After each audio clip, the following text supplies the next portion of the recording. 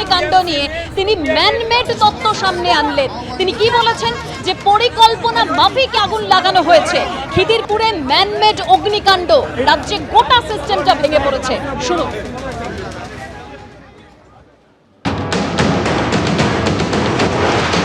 Created এ man-made রুপিয়া নিয়েছে মমতা, এখনো নেবাতে পারেনি। 48 ঘন্টা ওভার টাকা মারা company non functioning government system is breakdown. মুখ্যমন্ত্রী সবার মুখ্যমন্ত্রী হতে পারেননি। মুখ্যমন্ত্রীকে তো বলেছিল বাংলার মেয়ে। কেন মুখ্যমন্ত্রীকে কালকে 1000 পুলিশ নিয়েছে, দড়ি বেড়া ঘিরে বক্তব্য রাখতে হয়েছে আর আপনাদের ধমকাতে হয়েছে? কেন ধমকাবেন? মুখ্যমন্ত্রী তো সবার, লিডার অফ অপোজিশনকে তো বেড়া দিতে হয়নি। এখানে হিন্দু আছে, মুসলমানও আছে, বিজেপিও আছে, সিপিএমও আছে, টিএমসিও আছে।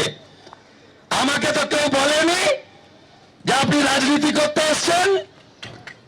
আমাদের মুখ্যমন্ত্রীর উপরে মানুষের আস্থা উঠে গেছে,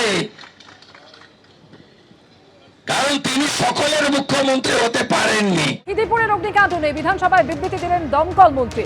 দমকলের ভূমিকা নিয়ে কিছু মানুষ ইচ্ছাকৃত বিভ্রান্তি ছড়াচ্ছে। রাত 2:05 দমকল হেডকোয়ার্টারে প্রথম ফোন আসে।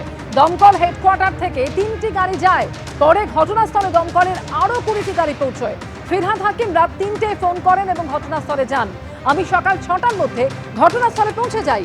দমকলের দেরিতে আসা বা জল না থাকার কথা যারা বলছেন তারা ঠিক বলছেন না। ফায়ার ব্রিগেডের গাড়িতে জল ছিল। বিধানসভায় এমনই দাবি করেছেন দমকল মন্ত্রী। দিনকে রাত করছে, রাতকে দিন করছে। এই ক্ষেত্রে আমার মনে হয় ভূমিকাটা, যেমন বলছে 2 ঘন্টা পরে গাড়ি পৌঁছেছে, 2:05 ফার্স্ট কল পেয়েছি আমাদের ফায়ার ব্রিগেড। 3টের মধ্যে আমরা সবাই জেনে গেছি ব্যাপারটাকে।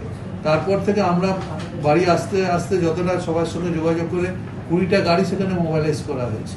তা এই ঘটনাটা ভুল হচ্ছে। পাম্পের কোন বললাম না, পাম্পে ওই যে আদিগঙ্গা থেকে যখন জল নিচ্ছিল তখন কিছু সয়েল মাটি সেখানে মেশিনে চলে গেছিল, যার জন্য একটু যান্ত্রিক গোলযোগ হয়েছিল, কিন্তু সেটা আবার পরে মিটে গেছে।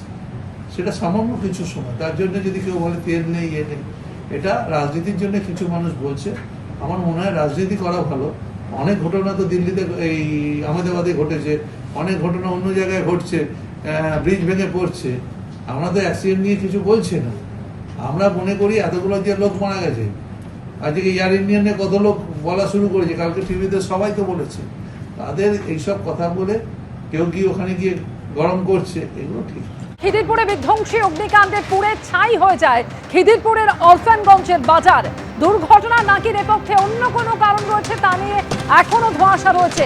আর এরই মধ্যে 36 ঘন্টা পরেও কিছু জায়গায় মিলল পকেট ফায়ার। গত রবিবার রাত 1টা নাগাদ আগুন লেগেছিল খিদিরপুরের এই অলফানগঞ্জের বাজারে। পুড়ে ছাই হয়ে যায় একের পর এক দোকান। এই ছবি আপনারা দেখতে পাচ্ছেন যে কি অবস্থা হয় এই অলফানগঞ্জের বাজারে, এবং প্রায় 1300 দোকান একেবারে পুড়ে নিশ্চিহ্ন হয়ে গিয়েছে। তবে এই অগ্নিকাণ্ডের সঠিক কারণ কি তা নিয়ে ধোঁয়াশা কিন্তু কাটছে না। 36 ঘন্টা পরেও বেশ কিছু জায়গায় মিলল পকেট ফায়ার।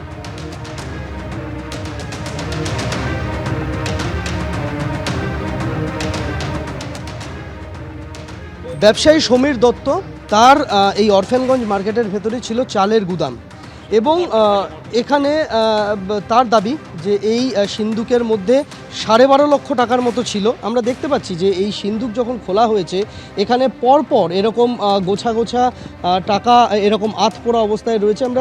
আমরা দেখতে পাচ্ছি যে এখানে কোনোটা 200 টাকার নোটের বান্ডিল, কোনোটা 100 টাকার নোটের বান্ডিল, কোনোটা 500 টাকার নোটের বান্ডিলও রয়েছে। এবং এই সিন্দুকের ভেতরে থাকা এই বিপুল পরিমাণ নগদ টাকা সম্পূর্ণ সম্পূর্ণ পুড়ে ছাই হয়ে গিয়েছে। আমরা এখানে দেখতে পাচ্ছি যে এখানে 500 টাকার নোটের বান্ডিল দেখে বোঝা যাচ্ছে যে এখানে রয়েছে ইংরেজিতে যে 500 টাকা উল্লেখ করা রয়েছে, সেই অংশটা পড়ে আধপোড়া অবস্থায় কিছুটা রয়েছে। এখানে 500 টাকার নোটের বান্ডিল 200 টাকা আমরা দেখতে পাচ্ছি এবং সবটা এখানে পুড়ে গিয়েছে।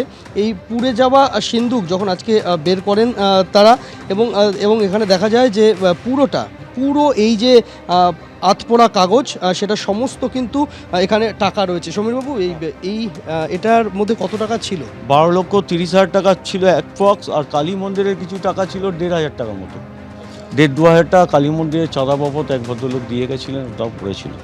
আমার পেপার ওয়ার্কস যা ছিল সেটাও রয়েছে, দোকানের কাগজপত্র, লাইসেন্স, আপনার সেল ট্যাক্স, ইনকাম ট্যাক্সের যাবতীয় তথ্য এর মধ্যে থাকতো। আর এই বিপুল পরিমাণ টাকা এখানে ছিল কেন? আর আমরা বৃহস্পতিবার পর্যন্ত লাস্ট আমাদের মার্কেটিং হয়েছিল, তাতে করে কম টাকা ছিল, যতদূর পেরেছি ব্যাংক পাঠিয়েছি। তারপরে শুক্রবার শনিবার আমরা ব্যাংক যেতে পারিনি, তো শনিবার বন্ধ ব্যাংক, শুক্রবার যেতে পারিনি। আর শনিবার ব্যাংক বন্ধ ছিল, রোববার ব্যাংক বন্ধ ছিল, ফের সোমবার সকালে এসে দেখি এই অবস্থা। 50 টাকার নোটের বান্ডিলও রয়েছে, 100 টাকার নোটের বান্ডিল তো আগেই দেখালাম। এই রকমভাবেই কিন্তু জায়গায় জায়গায় এরকমই ধ্বংসস্তূপের পরিস্থিতি এবং সমস্ত কিছু পুড়ে খাক হয়ে গিয়েছে এবং এখনও তার থেকে ধোঁয়া বের হচ্ছে।